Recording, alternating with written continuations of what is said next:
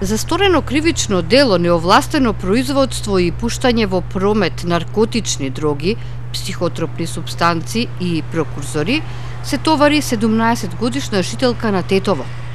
Делото го сторила во текот на мај минатата година на улицата Јане Сандански во Тетово, кога по извршеното легитимирање е приведена во СВР Тетово, бидејќи нејзините родители претходно ја пријавиле како исчезната. При тоа, кај 17-годишната тетовка е пронајдена 1,97 грама наркотична дрога марихуана, која претходно ја набавила од непознато лице од Тетово за износ од 300 денари.